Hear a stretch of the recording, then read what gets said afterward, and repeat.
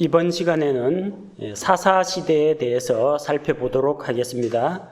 성경책 범위로는 사사기를 참고하시면 되겠습니다. 12명의 사사들이 활동하던 그 지역을 전체 개관을 살펴보려면 지도 26쪽을 보십시오.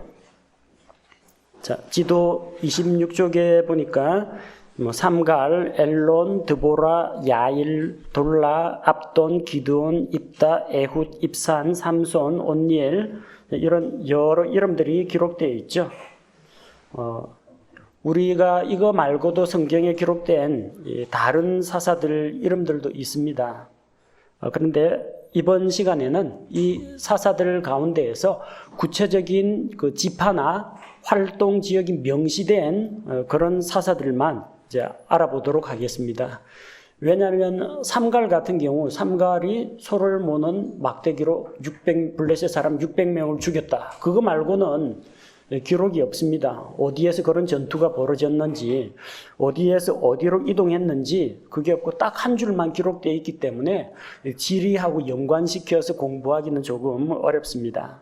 그래서 구체적인 활동 영역이나 지명이 언급된 사사들을 중심으로 알아보도록 하겠습니다. 이 지도에서 보시는 것처럼 하나님께서 세우신 이 사사들은 이스라엘 전역에 골고루 분포가 되어 있습니다. 하나님께서 특별히 어느 지파에는 사사를 많이 주시고 또 어느 지파에는 적게 주시고 한 것이 아니라 각 지역에 골고루 분포하도록 해주셨습니다. 이 사사들은 이스라엘 전역을 다스린 것이 아니라 하나님께서 허락하신 자기 지파 혹은 자기 지파와 인접해 있는 몇 개 지파를 다스렸습니다. 그들은 왕은 아닙니다. 말하자면 그들은 시민 재판관, 시민 행정관 정도로 보시면 됩니다. 그래서 평상시에는 백성들 사이의 분쟁을 해결하는 재판관으로 활동을 하고 전쟁이 일어나면 이제 전쟁 지도자가 되어서 백성을 이끌고 나가서 싸우는 역할을 했습니다. 왕하고 다른 점이 뭐냐면은 왕은 세금을 받습니다. 백성들로부터 섬김을 받습니다. 또 일이 있으면 백성들을 동원해서 노역을 시킬 수 있습니다. 사사는 그냥 섬기는 직분이었지 백성들로부터 뭐 돈을 받거나 아니면 백성들로부터 섬김을 받는 그런 위에 군림하는 그런 존재는 아니었습니다. 또 왕은 세습이 됩니다. 왕이 죽으면 왕의 아들이 왕권을 물려받습니다. 그러나 아버지가 사사라고 해서 그 아들들이 전부 다 사사를 했던 것은 아닙니다. 하나님이 그때그때 사사를 세워주신 것입니다. 자, 왕조 시대로 넘어가기 전에 일종의 과도기라고 보시면 됩니다. 사사들 가운데에서 이스라엘 전역을 다 다스렸던 그런 사사라면은 사무엘이죠.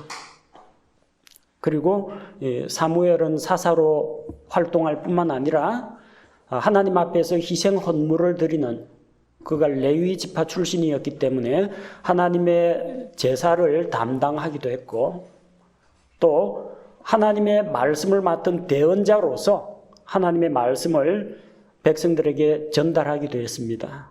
삼중직분, 기름 부음을 받은 삼중직분을 모두 다 행한 사람입니다. 바로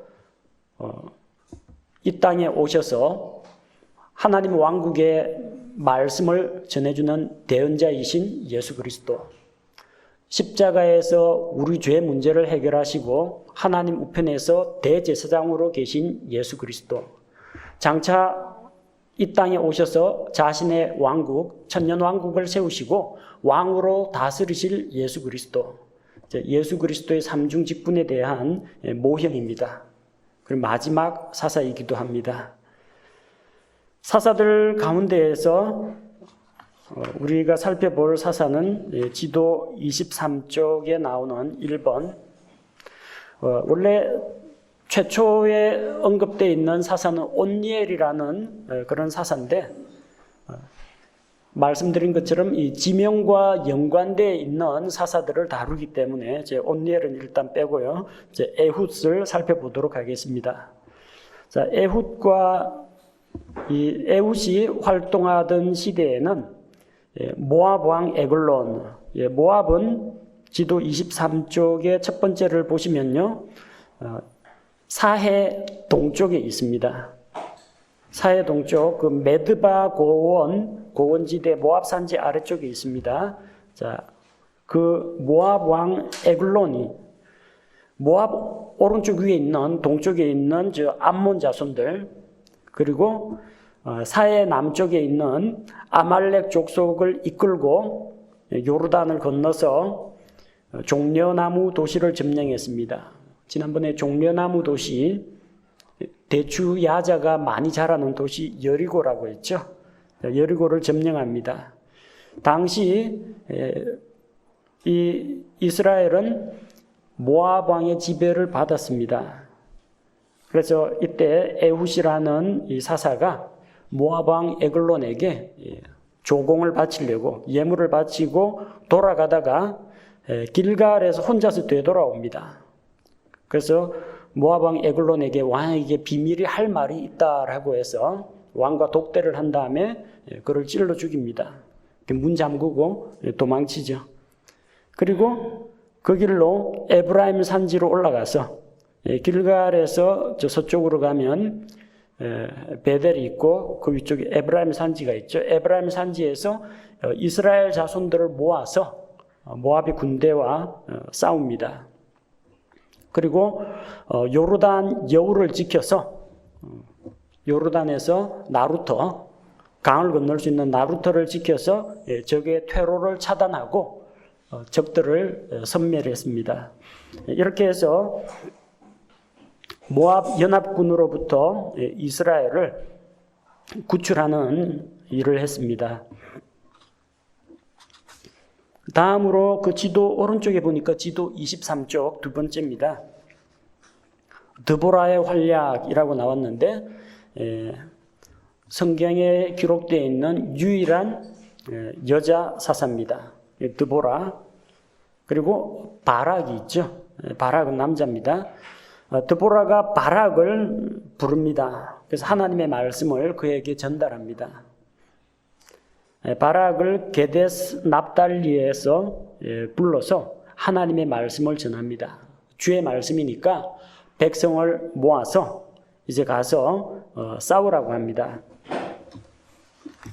시스라의 군대와 싸우게 하는데 이 바락이 두려워하는 마음이 있어가지고 드보라를 의지합니다. 당신이 나와 함께 가면은 내가 가겠는데 그렇지 않으면 못 가겠다고 합니다.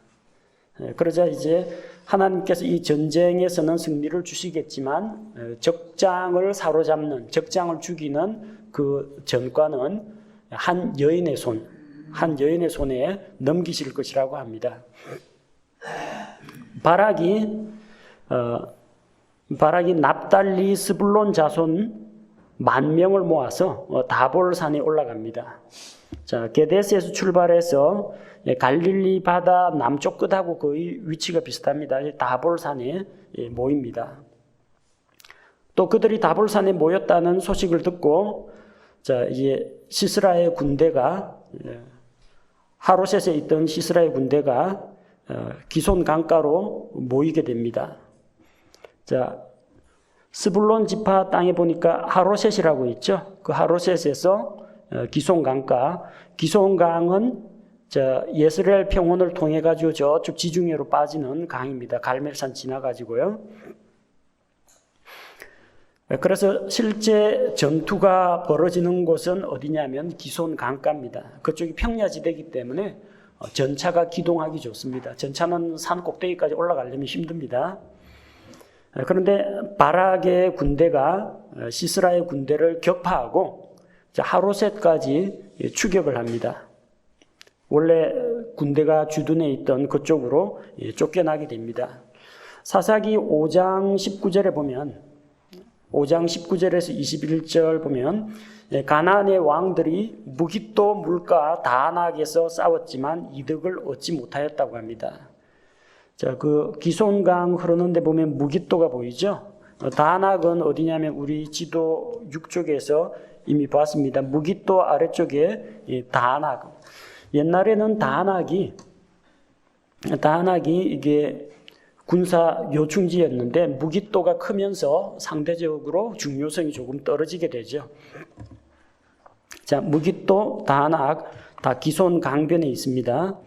자, 그런데 사사기 5장 21절에 보니까 이 기손강이 그들을 쓸어버렸다 기록되어 있습니다. 자, 요 기손강은 강폭이 그렇게 넓지가 않습니다.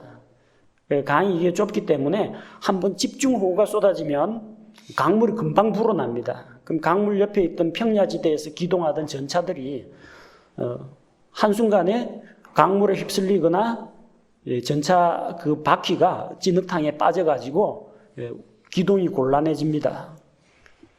탱크, 전차가 이게 기동을 하는데 보병에게는 전차가 가장 무서운 적입니다. 현대전에서도. 그런데 전차가 엔진 고장이나 아니면은 전차 무한궤도 그게 이탈돼가지고 고장났다 하면은 그때부터 보병의 밥입니다. 왜냐하면 그들은 전차 안에서 말 타고 병거 타고 싸우는 것만 배웠지 지상에서 뭐 칼, 창 들고 싸우는 건 제대로 연습을 안 했기 때문에 결국은 그 막강한 전차 군단이 이스라엘 보병에게 패배하게 되는 겁니다. 그리고 시스라는 간신히 도망을 쳐서 게데스 옆 사나임 평야까지 도망을 갔는데 야엘이라는 그 여자가 자기 장막으로 들어오게 한 다음에 엉긴 젖 이제 우유를 마시게 하고 자게 한 다음에 좀 무시무시한 이야기입니다. 이 관자놀이 자고 있으면 이 관자놀이 장막 말뚝 이걸로 대고 망치로 때려가지고 단번에 죽여버립니다. 뭐 잔인하다라고 이야기할지는 모르겠지만 어쨌든 하나님께서 한 여인을 사용해서 적 장군 시스라 장군을 죽입니다. 그리고 그들은 하솔에 있던 가나안 왕 야빈을 완전히 물리칩니다. 즉 갈릴리 바다 위쪽에 하솔이 있죠. 그 도시를 완전히 정복합니다. 이 하솔은 성경에 2번 언급됩니다. 여호수아 당시에 북쪽에 있는 가나안 연합군 멸망시킬 때도 하솔 가나안 왕 야빈 나왔죠. 지금은 여호수아 시대가 아니라 이 사사 시대입니다. 그런데 하솔의 가나안 왕 야빈 그대로입니다. 동명이인입니다. 아마도 야빈이란 뭐 그런 이름을 그쪽에 있는 사람들 가운데서는 즐겨 쓰는 이름이거나 아니면 유명한 용사의 이름 같으면은 왕들이 그 이름을 물려받아서 쓴 모양입니다. 시대적 배경은 완전히 다릅니다. 자, 그 다음 우리 기드온이라는 사사, 우리에게 많이 알려진 사사죠. 지도 24쪽 1번을 보시기 바랍니다. 기드온과 300용사. 사건들이 좀 많습니다. 자, 예스레엘 골짜기 아시죠? 아까 그 기송강 흐르는 그쪽입니다. 예스레엘 평원을 따라서 저 지중해 쪽까지 길이 연결됩니다. 지도 24쪽 첫 번째 보니까 저 붉은색 말탄 기병이 보이죠? 예스레엘 평원에 골짜기에 미디안과 아말렉과 동쪽 자손들이 진을 쳤다 기록되어 있습니다. 자, 이들이 어디에서 왔겠어요? 미디안이면 저쪽 이스라엘 저 부엘세바 남쪽 사해 남쪽에 있습니다. 그러니까 아말렉도 그 부근이고요. 동쪽 자손이라는 것은 이제 이스마엘 족속들, 동쪽에 있는 아라비아 쪽에 있는 사람들입니다.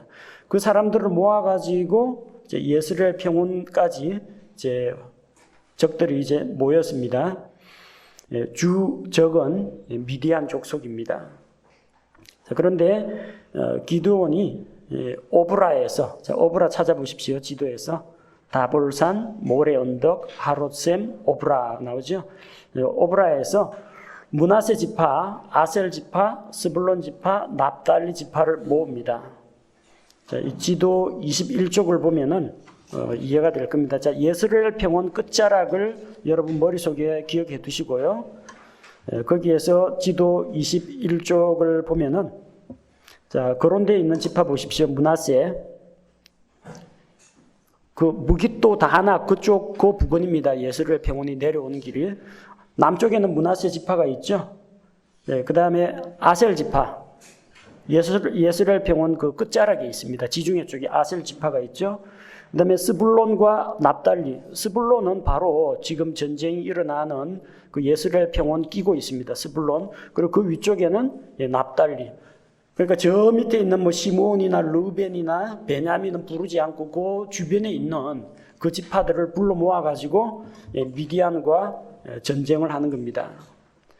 자, 진지가 어디에 있느냐? 기드온은 하롯셈 옆에 진을 쳤다고 했습니다.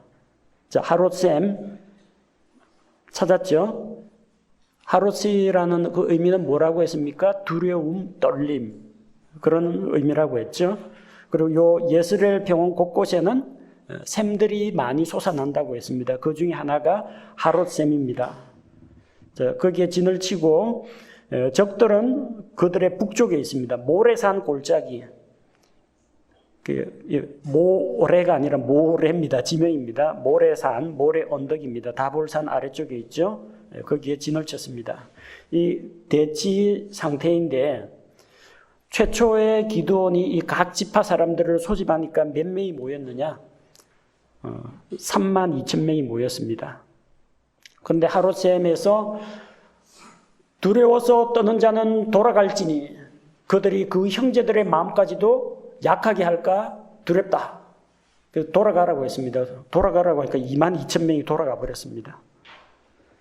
그래서 10,000명 남았습니다. 이 10,000명을 가지고 싸우려니까 하나님께서 그것도 너무 많다. 시험을 하라고 했죠. 물가로 내려가서 이 백성에게 물을 마시게 하라. 근데 어떤 사람은 시냇물이니까 이 무기 다 버리고 두 손 땅바닥에 짚고 고개 쳐박고 벌컥벌컥 물을 마십니다. 반면 어떤 사람은 여기는 지금 전쟁 중이고 대치 상태이기 때문에 한 손에는 무기를 잡고 좌우 관측을 해가면서 한 손으로 물을 떠가지고 혓바닥만 내밀어가지고 물로 핥아먹으면서 저걸 이제 사주 경계를 취하면서 물을 먹었습니다. 어느 쪽이 전쟁에 나갈 준비가 된 사람이냐.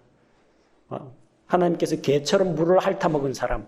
이 사람들 300명을 따로 세우고 그들만 데려가라고 합니다. 나머지는 그냥 다 돌려보냅니다. 숫자가 많으면 나중에 이스라엘이 우리가 숫자가 많아서 이겼다라고 생각하고 하나님께 영광을 돌리지 않습니다. 하나님께서는 물을 핥아먹은 그 300명, 그 300명의 군사를 데리고 한밤중에 항아리에 횃불을 감추고 한 손에 나팔을 들고 나팔을 불면서 기도의 칼이여 주의 칼이여 그러면서 외치면서 항아리를 깨뜨리고 일시 횃불이 등장합니다. 자기들이 포위된 줄로 알고 미디안 진영에 대혼란이 일어나서 자기 동료가 동료끼리 서로 죽이는 그런 일들이 벌어지고 그리고 나머지 적들은 기드온과 300용사가 그들을 물리칩니다. 적들이 이제 도망을 가죠. 도망을 가서 스레라세 벳시다로 도망을 하고 스레다는 이제 사르단입니다. 이전에 우리가 살펴봤죠. 요수아가 요르단강 건널 때 물이 끊어져서 저 사르단 뒤쪽에 있는 아담 변방까지 물이 쌓였다 했는데 그 사르단 스레단입니다. 자, 일부는 스레단의 베시다로 도망을 하고요. 요거는 이제 기드온이 나중에 쫓아갑니다. 그 일부는 답밭과 아벨 무홀라의 경계에 이르렀다라고 합니다. 답밭 아벨 무홀라는 저 요르단강 중류 정도, 중간쯤에 있죠. 그렇게 나뉘어서 도망을 갑니다. 자, 이렇게 이스라엘이 이겼다는 소식이 들리니까 되돌아갔던 납달리 지파, 아셀 지파, 므낫세 사람들이 합류해서 적들을 추격합니다. 그리고 에브라임 사람들이 벳바라와 요르단으로 건너는 벳바라 보이죠? 그 아벨 무홀라 아래쪽에 벳바라입니다. 그쪽에서 강을 건너는 이제 나루트가 있는데 그 나루터를 딱 지키고 있다가 미디안의 두 통치자 오렙과 스앱을 죽입니다. 자, 그래서 스레단 베시다로 도망간 사람이 있고 답밭과 아벨 모홀라로 도망간 사람이 있는데, 답밭과 아벨 모홀라로 도망간 자들은 에브라임 지파에게 공격을 받죠. 그 다음 저 아래쪽 스레단 쪽으로 도망간 그 사람들은 요르단 강을 건넙니다. 그리고 기드온이 끝까지 추격을 합니다. 그들이 강을 건너서 숫곳 그리고 브니엘입니다. 숫곳과 브니엘로 갑니다. 이 숫곳과 브니엘은 강을 끼고 있죠. 어느 강입니까? 야복강입니다. 옛날에 그 야곱이 브니엘을 거쳐서 숫곳으로 해서 왔죠. 그 역순으로 지금 도망가고 있는 겁니다. 그래서 숫곳 사람들에게 나는 지금 이 세바와 살문나를 추격하는 길이다. 그러니까 우리 피곤한 이 병사들에게 먹을 것, 마실 것을 달라고 하는데 숫곳 사람들이 세바와 살문나가 어찌 내 손에 있느냐. 그런데 네가 잡을 수가 있겠느냐. 그러면서 도와주지를 않습니다. 나중에 돌아올 때 두고 보자고 합니다. 브니엘로 가는데 브누엘 사람들도 기드온을 도와주지 않습니다. 나중에 돌아올 때 내가 너희를 징계하겠다. 그렇게 하고 끝까지 이제 쫓아가서 갈골에 있는 그 미디안 왕들을, 갈골이 어디 있나 보십시오. 저 오라빠 오른쪽에 있죠. 미디안 왕들을 노바와 욕부하 동쪽 길을 올라가서 공격합니다. 브니엘에서 야복강 너머에 있는 노바, 욕부하 남쪽으로 내려와서 갈골까지 가서 그들을 칩니다. 돌아오는 길에 브니엘 망대를 허물고 숫곳에 있는 사람들, 그 도시의 우두머리 치리자들을 다 이제 징계를 합니다. 기드온의 전투입니다. 조금 더 실감나게 우리가 이 성경을 이해할 수가 있습니다. 어느 부근에서 전쟁이 일어났는지 한눈에 이게 쫙 보이죠. 그 다음 또 길르앗 지방 요르단강 동편에서 일어난 사건입니다. 입다. 자, 입다는 서출입니다. 비천한 태생입니다. 그래서 그 본처 소생들이 입다를 내쫓았습니다. 너 우리 아버지 아들 아니다. 집 나가라 해가지고 쫓아내니까 그가 길르앗의 저 북동쪽 저 바산 동쪽이죠. 지도 24쪽 두 번째 보십시오. 그 도비라는 땅에 가서 불량배들, 비류들, 자기 추종하는 패거리들을 모아가지고 새를 규합합니다. 그런데 이 길르앗 지방은 동쪽에 이제 암몬 자손들이 위치하고 있습니다. 이 암몬 자손들이 이스라엘과 싸웁니다. 땅을 돌려달라는 이야기죠. 영토 회복 전쟁을 벌립니다. 이스라엘과 싸우는데 이스라엘은 어디에 집결을 하느냐? 미스바에 집결합니다. 자, 이 미스바는 두 군데가 있습니다. 미스바는 여러분 지금 보니까 요르단강 동쪽에 길르앗 그 야복강 위쪽에 미스바가 있죠. 그 말고 지도 25쪽을 한번 보십시오. 바로 오른쪽 페이지. 자, 지도 25쪽에 보니까 자, 지도 한중간에 베델 아래쪽에 미스바 있죠. 미스바 구국성에 미스바 금식기도에 하는 그 미스바. 사무엘과 이스라엘 백성이 같이 모여서 하나님 앞에 회개하던 그 미스바입니다. 두 미스바가 다릅니다. 지금 미스바는 어느 미스바냐 하면은 야곱이 바단 아람에서 도망치는데 외삼촌 라반이 추격해 와가지고 돌무더기를 쌓고 내가 이 돌무더기 넘어가서 너를 해치지 않겠다. 너도 이 무더기 넘어와서 우리를 해치지 말라. 그리고 내 딸을 잘 부탁한다. 혹시 또 딴 여자 얻어가지고 내 딸에게 슬픔을 안겨주거나 그러면은 우리는 비록 떠나 있으나 우리 떠나 있는 동안 주께서 우리를 감찰하시기를 원한다. 그래가지고 미스바라는 지명이 생긴 겁니다. 그 미스바는 요르단강 동쪽 미스바입니다. 자, 그래서 이스라엘이 미스바에 집결했는데 길르앗 장로들이 이 백성을 아무리 많이 모아도 장군이 있어가지고 옛날 전투는 머리수로 하는 게 아니라 이 위대한 지도자, 장군이 앞장서서 병력을 지휘를 해줘야 됩니다. 머리로 내세울 사람이 없다는 겁니다. 그래서 도읍 땅에 가 있는 입다를 길르앗 장로들이 불러옵니다. 와서 이 전쟁을 승리로 이끌면 너를 길르앗 온 지역에 있는 사람들 머리로, 길르앗의 머리가 될 것이다. 그렇게 제안을 합니다. 자, 입다는 암몬 자손들에게 사자들을 보냈는데 외교 협상으로 해결하려고 했는데 협상이 실패로 돌아갔습니다. 암몬 자손은 이게 옛날에 자기 땅이라고 돌려달라고 합니다. 길르앗 땅 돌려달라고 하는데 그 땅은 원래 모압하고 암몬이 차지하고 있었는데 아모리 족속의 왕 시혼이 그 땅을 암몬 자손 밀어내고 대신 차지하고 있었던 겁니다. 근데 이스라엘은 암몬에게서 그걸 빼앗은 게 아니고 아모리 왕 시혼을 죽이고 그 땅을 차지한 겁니다. 그래서 우리는 너희 땅을 침략한 적이 없다. 우리가 그 땅을 차지할 때 암몬 족속은 거기 없었고 아모리 사람만 있었다. 또 하나님께서 우리에게 그 땅을 주셨다. 너희도 너희 신이 그 땅을 차지하라 하면은 차지하지 않느냐. 하나님께서 우리에게 그 땅을 공격하고 차지하라고 하셨기에 우리가 차지했다. 그리고 우리가 그 땅을 아모리 왕 시온에게서 빼앗은 지 벌써 300년이 지났다. 국제 관례상 300년 동안 영유권 주장 안 하면은 그냥 자연스럽게 넘어가는 겁니다. 근데 왜 이제 와서 달라고 하느냐? 말이 안 통하죠.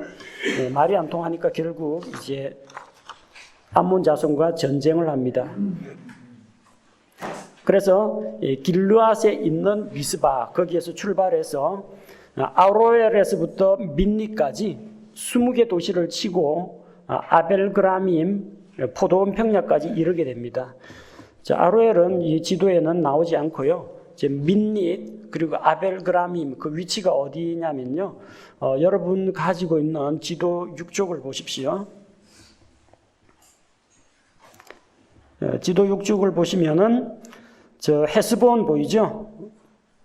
사해 북쪽에서 오른쪽으로 가면 메드바 고원이 나오고요. 메드바 위쪽에 헤스본 보이죠? 헤스본은 아모리 왕 시혼의 그 도시가 헤스본입니다. 헤스본 바로 위에 보면 민닛이라고 보이죠? 네, 빨간 점 찍힌 헤스본 위에 민닛 보이고 왼쪽에 보니까 아벨그람밈이라고 나옵니다. 아벨그람밈 포도원 평야라는 뜻입니다. 요 일대까지 쫓아가서 암몬 족속을 밀어냈다는 겁니다. 다시 암몬 족속은 요 동쪽 그 누런색으로 표시되어 있는 그쪽 지역으로 밀려나게 됩니다. 자, 그런데 또 항상 공로 다툼하기 좋아하는 이제 에브라임 지파 사람들이 나옵니다. 이 에브라임 지파는 도와달라고 할 때는 안 도와주고 그 다음에 전쟁에서 이기고 돌아오면 왜 우리를 부르지 않았느냐 하면서 자기들을 좀 내세우는 교만한 사람들입니다. 기드온이 미디안과 그렇게 열심히 싸워가지고 전투를 할 때 그땐 비교적 편안하게 전투를 했습니다. 그래서 에브라임 지파가 왜 전쟁하는데 우리를 부르지 않았느냐 하니까 기드온이 뭐라고 합니까? 너희는 미디안의 두 통치자 오렙과 스웹을 죽이지 않았느냐? 우두머리를 잡지 않았느냐? 우리는 밑에서 말단 보병들 쫓아가느라고 고생만 하다 왔다. 너희가 한 게 더 훌륭하다. 에브라임 지파에서 나는 그 끝물 포도 막 들어가는 그런 포도 열매가 이 땅에서 나는 우리 지파에서 나는 그 제일 으뜸가는 포도보다도 훨씬 더 낫다. 그러면 에브라임 지파를 축혀주니까 에브라임 지파가 말없이 이제 흐뭇해하면서 돌아갑니다. 기드온 때 한번 그런 일이 있었어요. 근데 입다 때 또 야 암몬 자손하고 싸우면 이 큰 형님을 불러야지 너희가 왜 우리를 부르지 않느냐. 그쪽에서 이스라엘 지파 가운데 강성한 지파가 유다 지파하고 에브라임 지파입니다. 우리를 불러야지 왜 너희끼리 싸우느냐. 그렇게 이야기합니다. 그런 에브라임의 그 모욕을 듣고 이제 기드온은 뭐 성품이 좀 온화한 모양이지만 입다는 또 가만히 있질 않죠. 서로 간에 이게 신경 대립이 되는데 에브라임 지파가 뭐라고 욕을 하냐면 길르앗은 에브라임 지파에서 도망간 사람들이 세운 땅이다. 그 지파다. 그렇게 모욕을 합니다. 길르앗과 에브라임 사이에서 아까 암몬 족속하고 싸우기로 돼 있었는데 이스라엘 지파끼리 싸웁니다. 지파 간 자존심 경쟁 때문에. 그 길르앗 사람들이 에브라임 사람들을 치고 다시 에브라임 쪽으로 넘어가지 못하도록 요르단강 나루트를 지킵니다. 그래서 발음을 해보라고 합니다. 쉿볼렛, 이 발음을 하라고 하는데 에브라임 지파는 발음이 거칠기 때문에 쉿볼렛하고 발음이 납니다. 쉿이라는 발음을 못해요. SH 발음을 못합니다. 쉿볼렛이란 뭐냐면 시내 강물의 흐름을 쉿볼렛이라고 합니다. 그래서 우리 경상도에서 이야기하자면 쌀밥 해보라면 살밥 그럽니다. 그거하고 비슷하게 경험을 내는 지파, 경험을 안 내는 지파, 요걸 가지고 이 에브라임 사람인지 아닌지 이제 확인해가지고 에브라임 지파가 걸리면 어쨌든 다 죽여버렸습니다. 같은 민족이고 같은 하나님의 백성인데 쓰잘데없는 자존심 때문에 이런 싸움이 일어납니다. 왜 그런 게 일어나요? 당시에는 각 사람들이 자기 생각에 자기 눈으로 보기에 옳다고 생각되면 그냥 그걸 한 겁니다. 기준이 없어요. 기준이 하나님의 말씀이 기준이 돼야 되는데 하나님 말씀 기준으로 내 이웃을 내 몸과 같이 사랑하라. 이 기준이 돼야 되는데 나하고 감정 싸움이 일어나고 나하고 이게 대적이 되면은 같은 동족도 그냥 적이 돼 버리는 겁니다. 사사시대는 뭐 그런 일들이 비일비재합니다. 그다음 우리 성경에서 자주 등장하는 이제 삼손 이야기, 사사기 14장에서 16장까지 내용인데 지도 25쪽 1번 지도를 보시면 됩니다. 삼손은 소라 쪽에서 단 지파 쪽이죠. 그 25쪽 1 정중앙에 불꽃 튀는 데 소라가 있습니다. 소라 사람인데 소라와 에스다올 사이에서 주의 영에 감동되었습니다. 그가 태어나기 이전에 하나님께서 그의 아버지 어머니에게 이 이스라엘 민족을 구원할 인물을 아이를 낳게 될 것이라고 미리 주의 천사를 통해서 알려주었습니다. 이 소라는 소랫골짜기 부근에 있습니다. 그 옆에 소랫골짜기 보이죠? 삼손이 활동하던 그 동네가 소라인데 그 아래쪽에 소랫골짜기가 있습니다. 근데 삼손이 하루는 딥나로 내려갔다. 딥나 혹은 딥낫이라고 합니다.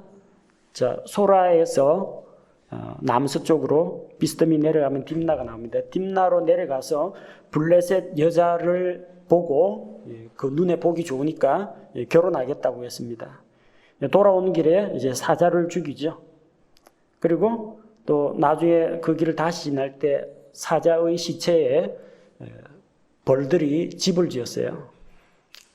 우리 생각하기엔 뭐 벌들은 요 나무에 벌집을 밀랍으로 만든다 생각하는데 이스라엘 땅에는 바위 틈에도 벌들이 꿀을 모아두고 벌집을 짓고 그 다음에 그 짐승이 죽으면 짐승 사체는 뭐 까마귀나 들짐승들이 다 뜯어먹고 뭐 두개골이나 뭐 뼈 그런 거 있죠. 그 부패가 빨리 진행되기 때문에 백골만 남습니다. 그러면은 뭐 사자의 머리 부근이 복잡한데 이런 데에 벌들이 들어가서 마치 땅벌처럼 집을 짓고 거기에다가 꿀을 저장합니다. 그래서 그 안에 있는 꿀을 취해가지고 먹습니다. 그게 나중에 블레셋 사람 여자하고 결혼할 때 잔치자리에서 삼손이 수수께끼 내는 게 나오죠.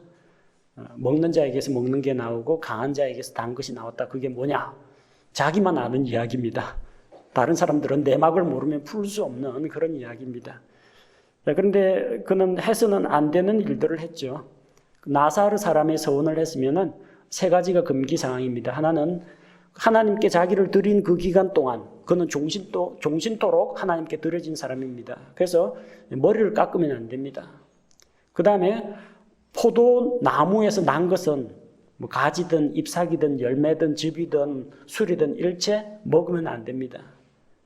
그 다음 또 하나는 시체를 만지면 안 됩니다. 나사르 사람이 부정함을 입기 때문에. 근데 사자 시체에 꿀 있다고 그 꿀 먹겠다고 하나님의 말씀을 어기고 그 시체를 만지게 됩니다. 나중에 그 블레셋하고 싸울 때 전쟁 무기가 없으니까 어떻게 합니까? 나귀 시체, 나귀 턱뼈, 나귀 뼈 잡고 또 이걸 무기로 삼아가지고 휘두르죠. 물론 전쟁에서는 승리했지만 이거 나사르 사람이 죽은 짐승 사체 만지는 거는 불법입니다. 그래서 그 블레셋 여자와 결혼하는데 이제 삼손이 내기에서 집니다. 아내가 수수께끼의 비밀을 자기 동족에게 누설했기 때문입니다. 내기 상품으로 그 옷을 걸었는데 삼손이 졌기 때문에 그 옷을 구하기 위해서 아스글론, 역시 블레셋의 5 부족 가운데 하나입니다. 아스글론으로 내려가서 블레셋 사람 30명을 죽이고 옷을 빼앗아다가 그 옷을 그 상품으로 딥나에서 이제 다 나눠주게 됩니다. 자, 그러고 나서 화가 나가지고 결혼한 아내를 버려두고 돌아가 버렸어요. 나중에 또 마음이 바뀌어가 또 보고 싶으니까 염소 새끼 끌고 또 처갓집에 찾아갑니다. 아직 부부로서 한 몸이 되지는 않았지만 정혼을 했기 때문에 자기 아내입니다. 죽으나 사나 자기 아내입니다. 그래서 언제든지 처갓집에 가서 내 아내를 달라 하고 요구할 수가 있습니다. 그래서 자인집에 가서 내가 아내를 보러 왔다, 아내에게 들어가겠다고. 아내 시집가고 없다고 합니다. 너가 내 딸을 안 좋아하는 줄 알고 그 잔치 자리에 있던 그 블레셋 총각한테 줘버렸다고 합니다. 그보다 이제 처제가 더 이쁘니까 이 동생을 데려가라고 하는데, 이 자기가 정혼 언약을 맺은 여자를 빼앗겼다, 분풀이로 여우를 붙잡아가지고 여우 두 꼬리에다가 횃대를 달고 불을 붙여가지고 블레셋 사람들의 밭으로 돌격시킵니다. 블레셋 사람들의 밭과 과수원을 다 불태워 버립니다. 블레셋 사람들이 이게 왜 날벼락이냐, 누가 이랬냐, 삼손이 그랬다. 삼손이 왜 그랬느냐, 자기 아내를 빼앗겼다고 그랬다. 그래서 삼손의 처가 식구들을 다 죽여버립니다. 삼손이 그걸 보고 내 처가 식구를 건드렸단 말이지 해가지고 그럼 복수하겠다 하면서 역으로 또 블레셋 사람들을 칩니다. 자, 삼손이 비록 이제 뭐 잘못된 그런 결혼을 시도했지만 하나님께서는 결국 그걸 가지고 좀 무식하고 다혈질인 삼손을 통해서 블레셋을 치고 이스라엘을 구출하는 방향으로 사용하신 겁니다. 자, 그런 이제 큰 일을 저지르고 나서 이제 몸을 피합니다.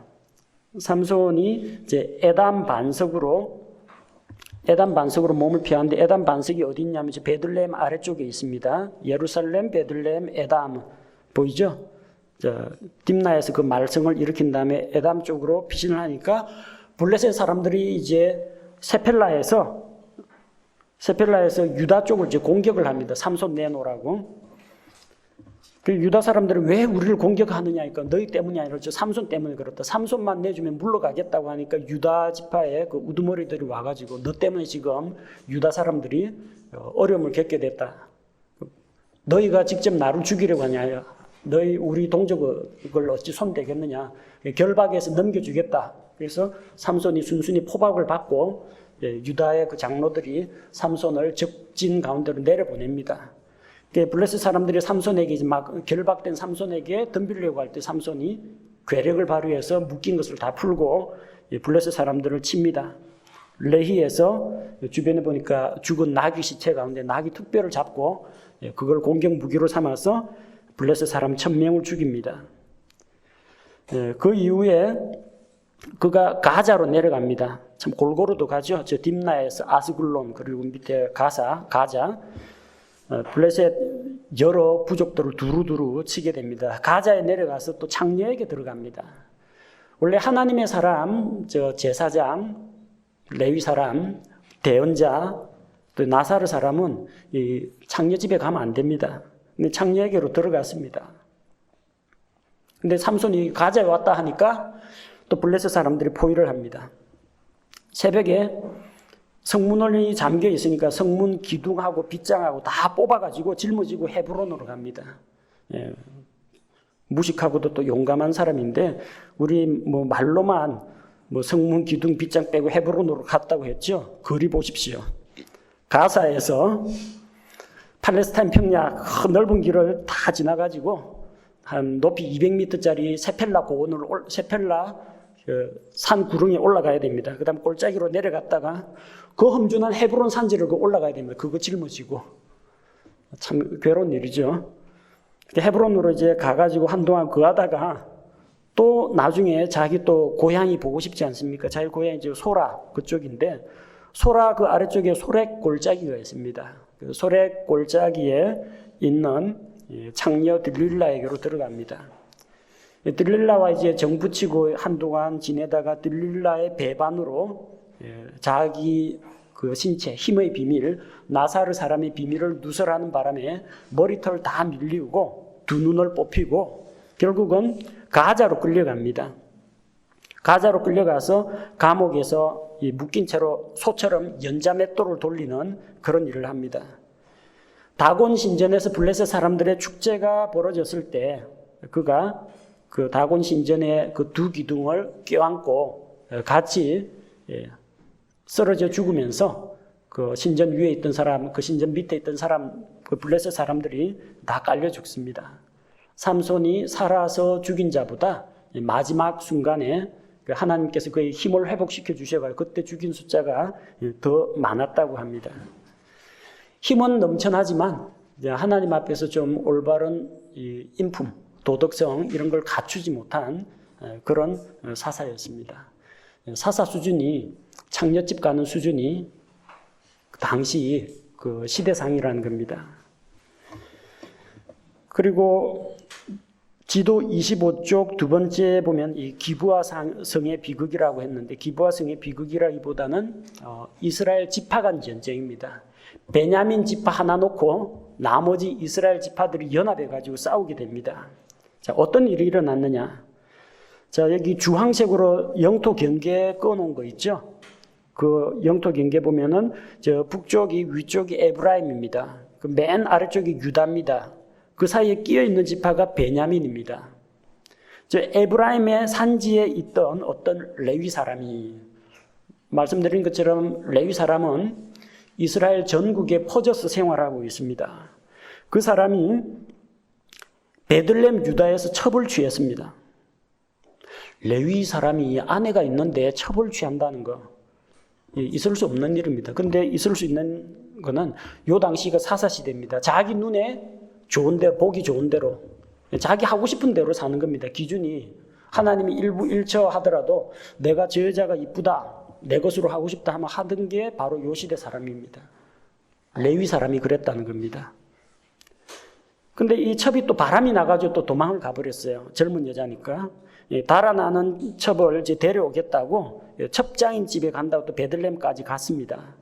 장인이 자꾸 이제 며칠만 더 머물다 가라 해가 음식을 대접하고 하는데 도저히 여기 있다가 못 빠져나가겠다 싶어가지고 날 밝을 때 아침에 바로 출발을 했어야 되는데 이제 해가 저물어 가니 그대의 기력을 보한 후에 하룻밤 자고 가라고 하니까 해 저물기 전에 떠나자 해가지고 자기 종과 그 여자를 데리고 오후 늦게 출발합니다. 그러니까 에브라임까지 가는데 해가 다 져버리죠. 그래서 가다 보니까 지나가는 길에 저 여부수 해가 지려고 하니까 여부수에 들어가서 이제 쉬려고 하는데 근데 이 레위 사람은 여부수는 예루살렘이죠. 여부수는 그 이방인들이니까 이방인들의 도시에 우리가 들어갈 게 뭐냐? 그보다는 하나님의 백성 베냐민 지파의 도시에 들어가자 해서 베냐민의 기브아에 들어갑니다. 근데 이 기브아가 그러면은 여부수는 이방인이기 때문에 도덕적으로 다 문란한 죄인들이고 기브아에 있는 사람들은 하나님의 백성이니까 거룩하냐? 아닙니다. 이 기브아가 이방인들보다 더 타락했어요. 거기에 동성애자, 남색하는 사람들이 있어요. 그래서 어느 노인의 집에 유숙을 하게 됐는데 이 밤에 내게 온 그 이방인 그 남자들을 끌어내라. 우리가 그들과 성적인 관계를 맺겠다고 합니다. 그래가지고 이제 문을 열어주지 않고 여기 차라리 내 딸을 데려가라고 하는데 그 사람들이 이제 문을 부수려고 하니까 애써 자기가 사랑한다고 고백해 데려왔던 자기 첩을 문 밖으로 내주고 남자들은 안에서 문 잠깁니다. 밤새도록 남자들 대신해서 그 첩이 난행을 당하고 새벽에 죽었습니다. 아침에 일어나가지고 이제 출발하자 하는데 보니까 시체가 돼가지고 이 첩이 이 젊은 여자가 안 일어납니다. 그래 와서 시체를 나귀에 싣고 에브라임으로 돌아와서 첩의 시체를 토막토막 내가지고 이 시체를 이렇게 훼손하는 일도 이방인들도 이렇게는 안 합니다. 근데 여기는 자기 소견에 옳은 대로 행하던 그런 시대입니다. 그래가지고 이스라엘 각 지파에 토막을 보냈습니다. 어떤 지파에서는 머리 받았고, 어떤 지파에서는 잘린 손 받았고, 어떤 지파에서는 다리 받았고, 이게 뭐냐? 모여라. 무슨 일이냐?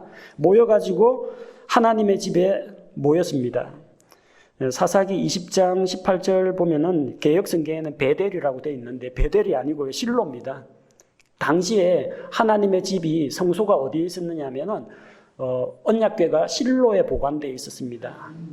항상 실로에 있는 하나님의 궤 앞에서 물었는데 이거 왜 베델이라고 했느냐면요, 벳엘 번역 안 하고 그대로 하면 벳엘입니다. 베델이 뭐예요? 하나님의 집. 근데 이거는 번역을 해줘야 됩니다. 베델이라는 도시에 모였다는 게 아니라 실로에 있는 하나님의 집, 언약궤 앞으로 다 모인 겁니다. 이게 무슨 일이냐? 이 레위 사람이 자초지종을 설명합니다. 이렇고 해서 그런데 이 패역한 베냐민 사람, 성적으로 문란한, 자기가 첩취한 거는 생각도 안 하고, 어쨌든 이 동성애자들, 난 어쨌든 남자하고는 안 했고 여자만 둘이다. 근데 이 사람들은 남색을 했으니까 살려둘 수 없다 해서 베냐민 지파에 그 범죄자들을 내놓으라고 합니다. 기브아의 범죄자를 내놓으라고 하는데 베냐민 지파가 못 주겠다고 하는 겁니다. 그럼 전쟁이다. 베냐민 지파하고 나머지 이스라엘 지파하고 전쟁이 벌어집니다. 1차 전쟁에서 오히려 베냐민 지파에게 당합니다. 2차 전투에서도 베냐민 지파에게 집니다. 그들이 실로로 돌아와서 이제 하나님 앞에 또 울며 금식하며 또 하나님 앞에 또 구하는데, 자, 마침내 이제 하나님께서 이번에는 저 베냐민 지파를 너희 손에 붙이겠다 해서 바알다마을에서, 지도상에 나오죠. 지도상에서 바알다마을에서 전열을 정비하고 복병을 운용하기로 합니다. 복병은 숨어 있고 기브아를 공격하는 척하면서 공격하다가 적들이 몰려 나오면 쫓겨가는 척하면서 도망을 갑니다. 그 적들을 우르르 따라 나오면 복병들이 성에 들어가서 기브아를 함락시킵니다. 그 보니까 이제 돌아갈 곳이 없어졌어요. 그래서 그들이 저 림몬 바위로 내려갑니다. 저 사해 방향으로 동쪽으로 이동합니다. 거기서 또 기돔으로 내려갑니다. 그래서 나중에 베냐민 용사 600명 말고는 살아남은 자가 없게 됩니다. 그러니까 나중에 이 베냐민 지파가 이스라엘 12지파 가운데 이제 9월이 나버린 겁니다. 숫자가 얼마 안 남았어요. 근데 누구든지 베냐민 지파에 자기 딸을 주지 않겠다라고 맹세를 했기 때문에 또 이 사람들도 장가도 이스라엘 지파 안에서 장가가기도 힘들게 되었습니다. 이대로 그 지파가 멸망할 것이냐. 그래서 그들이 야베스 길르앗에서 이 주의 총회에 오지 않은 그 도시를 공격해가지고 처녀들을 빼앗아가지고 아내감을 만들어주고, 그 다음에 실로의 여인들, 실로에 그 춤추는 무도하는 여인들이 그 왔을 때 각기 숨어 있다가 그 여인들을 빼앗아 가지고 너희 아내로 삼으라 해서 베냐민 지파의 명맥이 그렇게 유지가 됩니다. 왜 하나님께서 1차, 2차 전쟁에서 이 연합군들을 패퇴시키고 그리고 3차 전쟁에서는 베냐민을 그렇게 멸망까지 이르게 하셨느냐? 하나님의 징계입니다. 지금 우리는 여기에서 이 남색하는 이 가증한 베냐민 사람 이야기하는데 이스라엘 전역에서는 뭐가 벌어지고 있느냐 하면은 미가가 미가가 엄마 돈 슬쩍해 가지고 그 은을 가지고 이 은을 거룩히 주께 구별하여 우상을 만들겠다. 뭐 이런 이상한 발언이 나오고, 그다음에 이쪽에서 보면 저 레위 사람이 첩을 얻어 가지고 이런 일들이 각 지파에서 다 일어나는 겁니다. 이 베냐민 지파가 문제가 아니라 이스라엘 전체가 문제입니다. 그래서 두 차례의 전투에서 하나님께서는 나머지 이스라엘 지파들도 징계하시고 세 번째 전투에서는 베냐민도 징계를 하신 겁니다.